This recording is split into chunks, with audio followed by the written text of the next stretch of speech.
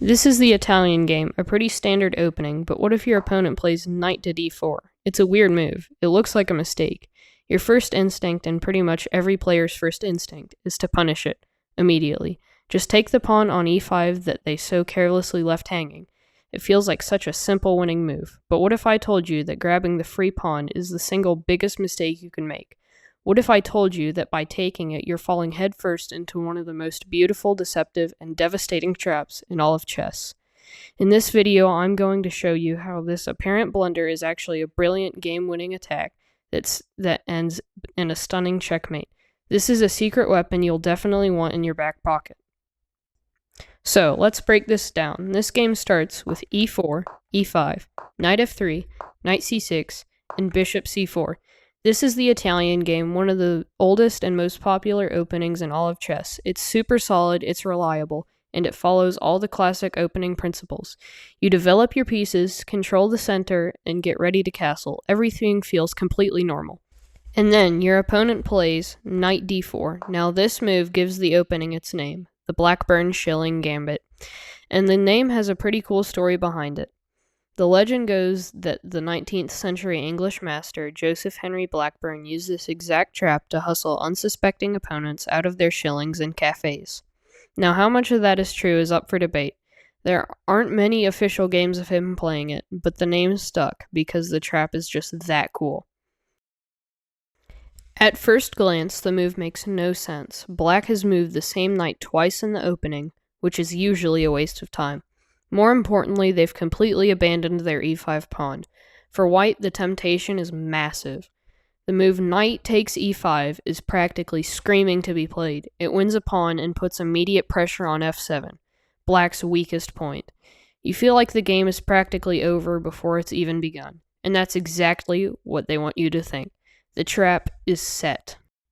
By the way, if you're loving this sneaky little trap and want more secret weapons for your own games, do me a solid and smack that subscribe button.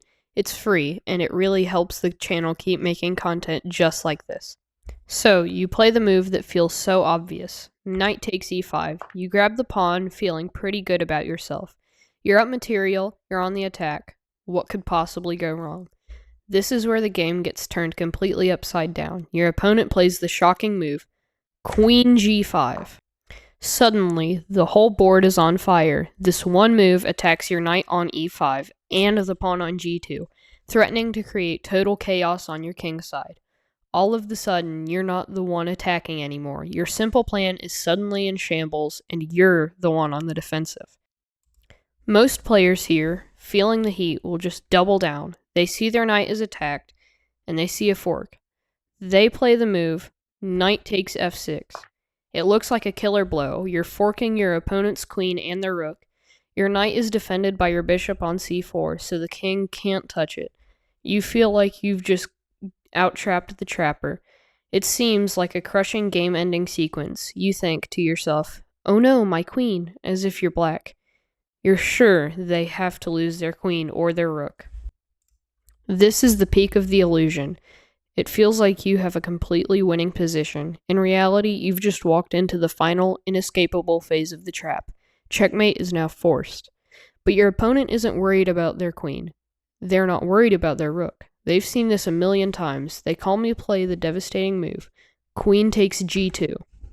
They completely ignore your fork and snatch the g2 pawn, putting their queen right next to your king. The threat is now lethal. Your opponent is threatening checkmate on the back rank.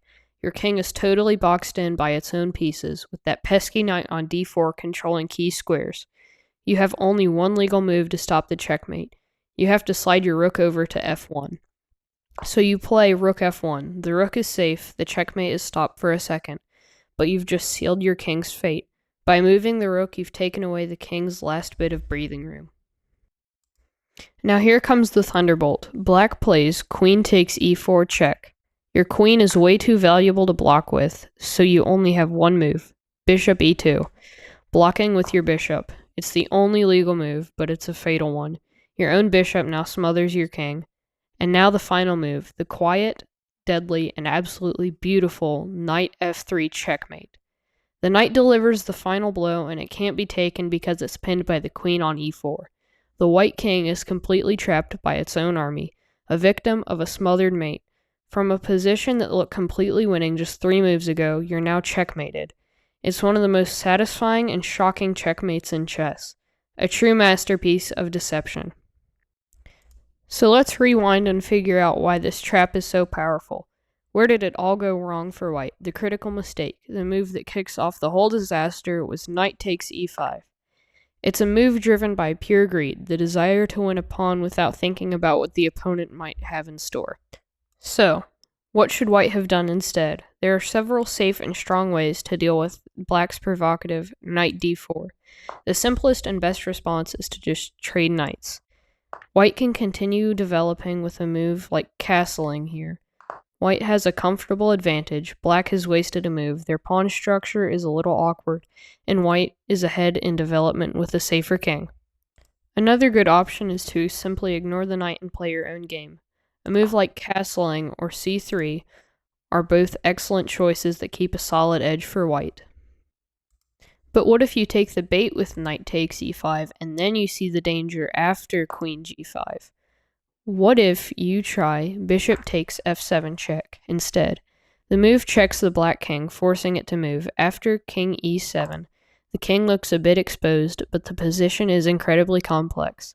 In fact, many sources consider this to be a roughly equal, if chaotic, position, where white has good practical chances to fight for an advantage. It's definitely much better than walking into checkmate. The beauty of the Blackburne-Shilling Gambit is all about psychology. It baits your opponent with a choice that seems obvious. It tempts them with a free pawn, preying on our natural instinct to take what's offered.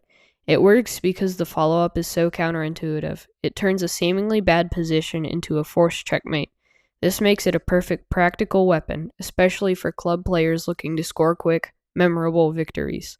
It's important to remember that this is a tricky, dubious gambit, not a classically sound opening, but against an unprepared opponent, it's absolutely deadly. So there you have it, the Blackburne-Shilling Gambit, a sneaky sequence that starts with a move that looks like a total blunder, but is really a path to one of the slickest checkmates you'll ever see. It just goes to show you in chess you should always look twice. Now you have this little trick up your sleeve. Give it a shot in your own games. It's especially nasty in blitz or rapid, where your opponents have less time to think and are more likely to fall for it. Let me know in the comments how it goes for you. I'd love to hear your success stories.